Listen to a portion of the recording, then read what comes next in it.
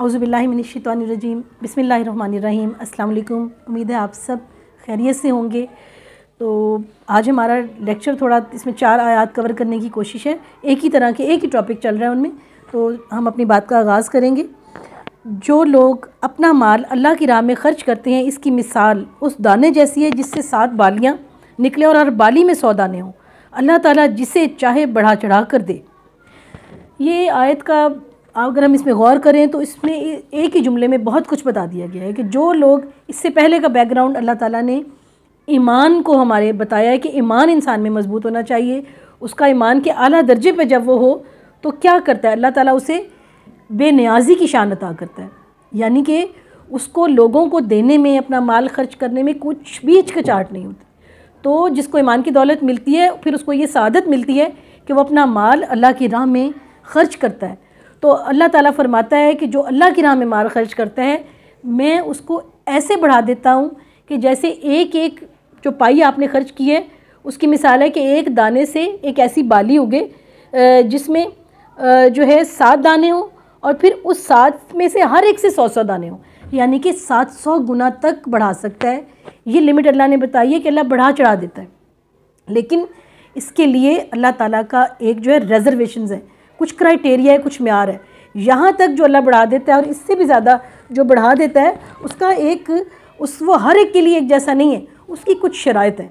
تبھی تو ہمیں پتہ نہیں لگتا کہ کون مال خرچ کر رہا ہے، کتنا کر رہا ہے، کسی کا کم ہی زیادہ قبول کر لیتا ہے اور کسی کا پورا زیادہ بھی رائیگاں جاتا ہے۔ تو ہم نے آج یہ سمجھنا ہے کہ ایسا کیا ہے کہ جس سے اللہ تعالیٰ کم کو بھی زیادہ بڑھا کے قبول کر لیتا ہے اور کبھی کبھی زیادہ مال خرچ کیا ہوا بھی کسی کام نہیں آتا۔ تو وہ کون سی چیزیں ہیں جس سے ہم جو ہے بہت کچھ انعامات اللہ سے حاصل کر سکتے ہیں۔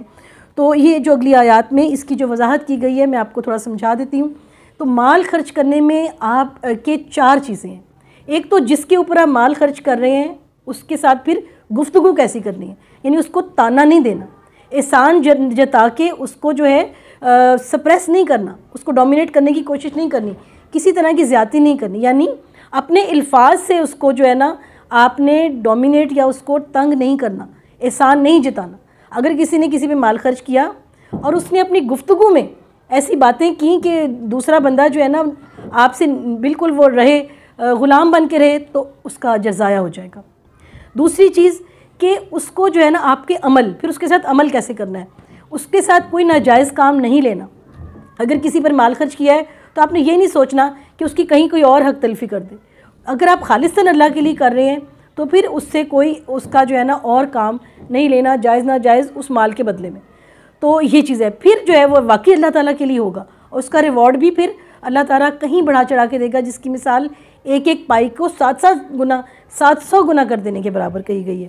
تیسری چیز کہ اس میں ریاکاری نہ ہو، یعنی کہ اگر آپ مال اس لیے خرچ کر رہے ہیں کہ لوگ آپ کی عزت کریں، آپ کا کوئی پولیٹیکل بینیفٹ مل جائے، آپ کو کوئی جگہ جیت جائیں، کوئی سیٹ جیت جائیں، کوئی عہدہ جیت جائیں، آپ کی نیت پرائمری یہ ہے اور اللہ کی رضا نہیں ہے اور وہ دکھاوا ہے صرف اور صرف کہ دنیا میں عزت ملے، تو پھر بھی اس کی قبولیت کا جو درجات ہیں وہ کم ہو جائیں گے، کم ہو سکتے ہیں۔ اور چوتھی چیز صرف اور صرف اللہ کی رضا۔ تو اللہ کی رضا یہ ہے کہ اگر آپ مال اللہ کے لیے خرچ کر رہے ہیں تو پھر آپ مستحق ترین لوگوں تک پہنچیں۔ ایک چیز خالصاً آپ اللہ کے لیے کر رہے ہیں، ریاکاری بھی نہیں کر رہے، اور آپ چند اپنوں کو ہی دے رہے ہیں۔ وہ بے شک یہ ہے کہ جو آپ کے مستحق لوگ جو آپ کے قریب ہیں وہ پہلے آتے ہیں، جو مستحق لوگ اس کے بعد میں آتے ہیں، لیکن قریب لوگوں میں بھی مستحق ترین کو ڈھونڈنا ہے۔ تو مستحق ترین تک پہنچانا اپنے جو ہے مال کو، اس کے بعد یہ چیز ہے۔ تو یہ 4 معیار ہیں، آپ کی گفتگو میں کوئی تانا نہ ہو، دوسرے کو تکلیف دینے والی بات نہ ہو، آپ کے عمل سے اس سے کوئی آپ ناجائز کام یا جائز کام اپنے مال کے بدلے میں جو اللہ کے رہے وہ نہ لیں۔ تیسری چیز ریاکاری، دکھاوا نہ ہو دنیا کا۔ چوتھی چیز خالصاً رضا ہو، اللہ کی رضا ہے تو اللہ کے بندے پھر ترجیح میں ہوں، مستحق ترین کو جائے۔ تو یہ 4 معیار ہیں۔ تو جب آپ ان معیار کے اوپر جتنا آپ کا تقویٰ ہوگا نا اس کے حساب سے اللہ تعالیٰ آپ کو ریوارڈ دے گا۔ اللہ تعالیٰ کشادگی والا اور علم والا ہے، یعنی اللہ بڑی وسعت رکھتا ہے، وہ جانتا ہے کہ آپ کی نیت کیا تھی، اور وہ آپ کو اگر آپ کی نیت اچھی ہے تو اللہ تعالیٰ اتنا وسعت والا ہے کہ آپ کو کہیں بڑھا دے گا، آپ کی اس خلوص کی وجہ سے۔ علم والا ہے کہ اللہ ہر چیز کا علم رکھتا ہے کہ آپ کے اندر کیا ہے۔ جو لوگ اپنا مال اللہ کی راہ میں خرچ کرتے ہیں پھر اس کے بعد نہ تو احسان جتاتے ہیں نہ ایذا دیتے ہیں. وہی بات ہوگی نا, نہ تو احسان جتاتے ہیں, تو کہا گیا ہے کہ احسان جتا کر اپنی نیکیاں ضائع نہ کرو, نہ ایذا دیتے ہیں, نہ پھر ان لوگوں کو تکلیف دیتے ہیں, نہ انہیں غلام بنانے کی کوشش کرتے ہیں. ان کا اجر ان کے رب کے پاس ہے, ان پر نہ تو کچھ خوف ہے نہ وہ اداس ہوں گے. یعنی جن لوگوں نے اپنا ایمان مضبوط کر لیا, اللہ کے لیے اپنے اعمال کو خالص کر لیا, انہیں کوئی خوف نہیں رہے گا دنیا کا, موت کے بعد کا. اپنا جو ہے اللہ تعالیٰ ان کو سکون دے گا, اور یہی لوگ ہیں جن پہ نہ کوئی خوف ہے نہ اداسی, کیونکہ ان کا معاملہ اللہ کے ساتھ ہے, اور اللہ نے اس کے جواب میں انہیں کیا دیے؟ سکون کی دولت دی ہے. آیت نمبر 263, نرم بات کہنا اور معاف کر دینا اس صدقے سے بہتر ہے جس کے بعد ایذا رسانی ہو. یعنی اسی بات کی وضاحت کی گئی ہے کہ اگر آپ اللہ کی راہ میں خرچ تو کر رہے ہیں, لیکن جو ہے نا لوگوں کو معاف نہیں کرتے, لوگوں کے ساتھ سخت رہ رہے ہیں, تو آپ کے لیے یہ ہے کہ آپ صدقے سے بھی بڑا مقام لوگوں سے اچھی بات کہنے کا ہے. اسی لیے نبی پاک صلی اللہ علیہ وسلم نے فرمایا ہے اچھی بات کہنا بھی صدقہ ہے, اور ایسا صدقہ جس کے بعد آپ ظلم کر رہے ہیں اس سے بہتر ہے صدقہ آپ نہ کریں, آپ ظلم چھوڑ دیں, لوگوں کے ساتھ نرم بات کریں, لوگوں کا دل جوئی کریں, ان کی جو ہے ان کے دکھ درد سن لیں, بانٹ لیں, تو ان کا جو ہے نا دل توڑنے کی باتیں نہ کریں. تو یہ جو ہے اس کا مقام صدقے سے بھی افضل ہے. نرم بات کہنا اور معاف کر دینا اس صدقے سے بہتر ہے جس کے بعد ایذا رسانی ہو. تو ہاں البتہ سونے پر سہاگا تو یہ ہے کہ آپ صدقہ بھی کریں اور لوگوں کے دل بھی جوڑیں, ان کے ساتھ اچھی باتیں بھی کریں, یہ تو پھر دونوں نیکیاں ہو گئیں.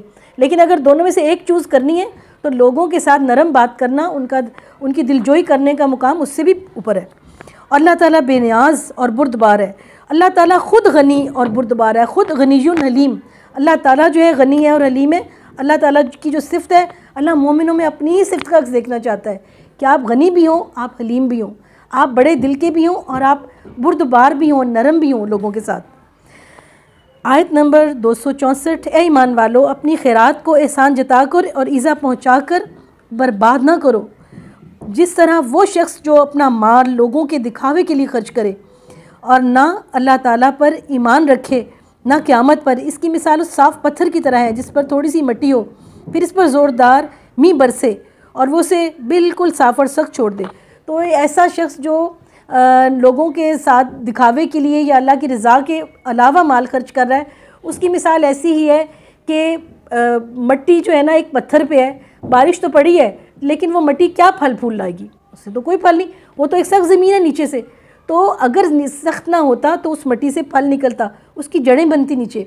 تو ایسا انسان جو ہے سمجھ لیں کہ وہ اس کو جو ہے نا پھل نہیں مل سکتا اتنا, وہ تو ایک سخت پتھر کی طرح ہے اور ہلکی سی اوپر مٹی ہے, وہ کیا اس کے اوپر کوئی پودا لگے گا اور وہ پھل دے گا. ان ریاکاروں کو اپنی کمائی میں سے کوئی چیز ہاتھ نہیں لگتی اور اللہ تعالیٰ کافروں کی قوم کو سیدھی راہ نہیں دکھاتا. ان لوگوں کی مثال جو اپنا مال اللہ تعالیٰ کی رضامندی کی طلب میں دل کی خوشی اور یقین کے ساتھ خرچ کرتے ہیں, اس باغ جیسی ہے جو اونچی زمین پر ہو. اونچی زمین کے لیے یہاں ورڈ یوز کیا گیا ہے جنتین بربوتی. جنت یعنی جگہ, ایک پوشیدہ جگہ, اور جو ہے ربوہ کہتے ہیں اونچی جگہ کو, اور جنت ایک پوشیدہ جگہ کو.